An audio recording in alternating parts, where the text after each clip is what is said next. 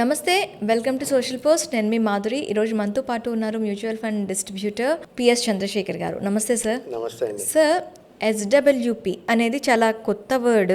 Maybe business ఇండస్ట్రీలో ఉన్న వాళ్ళకి ఇది పాత అయి ఉండొచ్చు, మ్యూచువల్ ఫండ్స్ మీద అవగాహన ఉన్న వాళ్ళకి. అసలు ఎస్డబ్ల్యూపి అని ఏంటంటారు? ఇది ఎక్కడ మనం ఇనిషియేట్ చేయొచ్చు? మాధురి గారు, పాతకాలంలో మనం ఏం చేసేవాళ్ళం? ఎఫ్డీలు వేసుకున్నాం. అవును, బ్యాంక్లో ఎఫ్డీలు వేసుకుని ఇంట్రెస్ట్ వస్తే ఇంట్రెస్ట్ తీసుకునేవాళ్ళం. అంటే నెలకు కావాలంటే నెల, లేకపోతే ఇయర్లీ ఒకసారి, 6 monthsకి ఒకసారి ఆ వచ్చే డబ్బుల్నే ఒక ప్యాసివ్ ఇన్కమ్ లాగా, రైట్? బ్యాంక్లో కానీ దీంట్లో కానీ ఎక్కడైనా వేసుకున్నప్పుడు. అదేవిధంగా మ్యూచువల్ ఫండ్స్లో తీసుకునేది ప్రతి నెల వచ్చిన ఇంట్రెస్ట్లో ఎంతో కొంత తీసుకునేది SWP, okay, systematic withdrawal plan. అంటే సిస్టమేటిక్ విత్డ్రావల్ ప్లాన్ కావాలి అంటే మనకు ఒక పెద్ద కార్పస్ అమౌంట్ కావాలి. ఓకే, అంటే ఒక పెద్ద కార్పస్ అమౌంట్ ఏదైనా మనకి ఐడియల్గా బ్యాంక్లో కానీ ఎక్కడైనా ఉంది అనుకున్నప్పుడు అలాంటి డబ్బుల్ని పెట్టి దాని నుంచి ఒక ప్యాసివ్ ఇన్కమ్ అనేది క్రియేట్ చేసుకోవచ్చు. దాన్ని ఎస్డబ్ల్యూపి అంటారు. అంటే ప్యాసివ్ ఇన్కమ్ అంటే ఒక ఆల్రెడీ ఒక ఇన్కమ్ ఎక్కడ పనిచేస్తున్నారు, సంపాదిస్తున్నారు, అది ఒక మన normal income, regular income.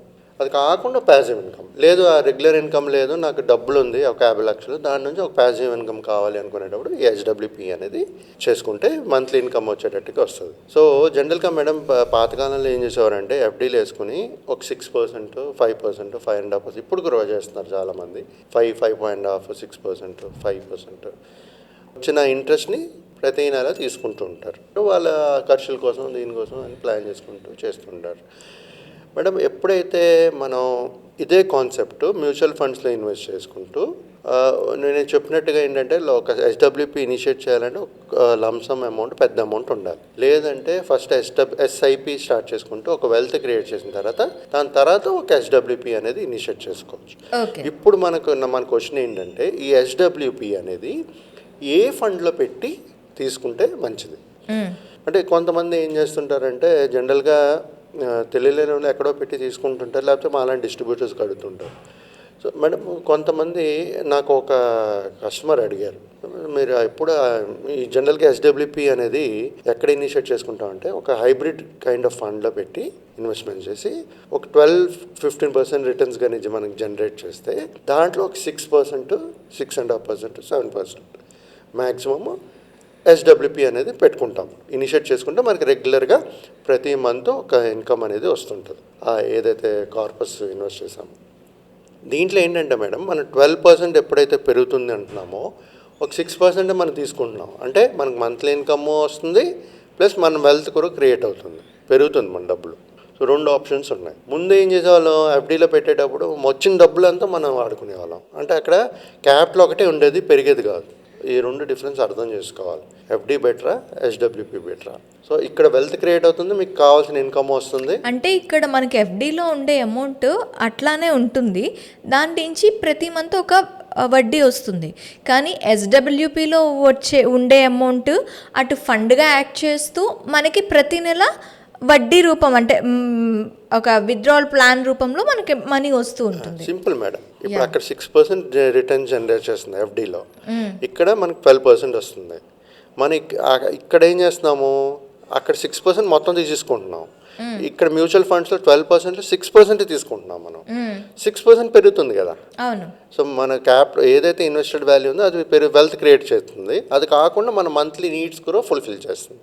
Okay, మనకి ఉండాల్సిన అమౌంట్ లానే పెరుగుతూ ఉంటుంది, ప్లస్ మనకి ఇక్కడ విత్డ్రావల్ ప్లాన్ కూడా అవుతూ ఉంటుంది. కావాల్సిన ప్రతి నెల ఒక ఎంత కొంత అమౌంట్ కూడా వస్తుంటుంది. So SWP is a beauty of mutual fund. Okay, ఎందుకంటే ఇక్కడ వెల్త్ క్రియేట్ అవుతుంది, మంత్లీ ఇన్కమ్ వస్తుంది. ఇప్పుడు ఎక్కడ ఇన్వెస్ట్ చేయాలి అనేది ఇంపార్టెంట్. మేము జనరల్గా మ్యూచువల్ ఫండ్ డిస్ట్రిబ్యూటర్స్ ఏం చెప్తాం, ఒక హైబ్రిడ్ కైండ్ ఆఫ్ ఫండ్లో పెట్టి ఎస్డబ్ల్యూపి ఇనిషియేట్ చేసుకోండి అంటాం. ఈ హైబ్రిడ్లో పెట్టేటప్పుడు ఏమవుతుందంటే, ఒక బ్యాఫ్ కైండ్ ఆఫ్ స్కీమ్లో పెడితే ఏమవుతుందంటే, మార్కెట్ సిచ్యువేషన్స్ బట్టి మా ఈక్విటీ డెప్ట్ ఎక్స్పోజర్స్ మారిపోతుంటాయి. అంటే మార్కెట్ బాగుంది, పెరుగుతుంది అనుకునేటప్పుడు డెప్ట్ నుంచి ఈక్విటీ ఎక్స్పోజర్ పెరుగుతుంది. అదే మార్కెట్ బాగాలేదు, పడే ఛాన్సెస్ ఉన్నాయి నెక్స్ట్ 1-2 years అనుకునేటప్పుడు ఈక్విటీ ఎక్స్పోజర్ తగ్గించి డెప్ట్ ఎక్స్పోజర్ పెరుగుతుంది. సో ఇది ఆటోమేటిక్గా ఫండ్ మేనేజర్ మేనేజ్ చేస్తుంటారు, అవుతుంటుంది. అందుకనే మేము ఇలాంటి హైబ్రిడ్ కైండ్ ఆఫ్ స్కీమ్స్లో పెట్టండి, దాని నుంచి 6%, 5%, 6.5% ఎస్డబ్ల్యూపి పెట్టుకుని టేక్ ప్యాసివ్ ఇన్కమ్ అని చెప్తుంటాం. మరి కొంతమంది ఏంటంటే నాకు ఒకరు అడిగారు అన్నమాట, సార్ ఈ మిడ్ క్యాప్లో స్మాల్ క్యాప్లో పెట్టుకుని ఎందుకు తీసుకోకూడదు అని. Okay. Mid cap small cap అంటే చిన్న కంపెనీస్, ఎదిగే పొటెన్షియల్ అలాగే ఉంటుంది, పడే ఛాన్సెస్ కూడా అలాగే ఉంటుంది. ఓకే. రైట్. సో అలాంటప్పుడు ఏంటంటే ఈ ఎస్డబ్ల్యూపీ కానీ ఇనిషియేట్ చేసి 6% 7% తీసుకుంటే ఆ వాలటైల్ సిచ్యువేషన్స్లో మన క్యాపిటల్ ఏదైతే పెట్టామో అది తగ్గే ఛాన్సెస్ కూడా ఉంటుంది. రైట్. సో ఇప్పుడు మనకి మార్కెట్ 12% రిటర్న్స్ కూడా అలాగే ఇస్తుంది, అలాగే పడుతుంది. సో అలాంటి స్కీమ్స్లో సెలెక్ట్ చేసుకుని ఎస్డబ్ల్యూపీ అనేది ఎప్పుడు అడ్వైజబుల్ కాదు. ఓకే. రైట్. ఒకవేళ మీకు అదే కావాలి అనుకుంటే మీ 6% ఏదైతే ఎస్డబ్ల్యూపీ పెట్టుకున్నారో అది తగ్గించుకోండి. But 99% not suitable. Large cap or hybrid ఫండ్సే బాగా యాక్ట్ చేస్తా అంటారు బ్యాఫ్ కానీ హైబ్రిడ్ ఫండ్స్ కానీ మిడ్ అండ్ స్మాల్లో పెట్టుకుని ఎస్డబ్ల్యూపీలు అనేది తీసుకోకండి.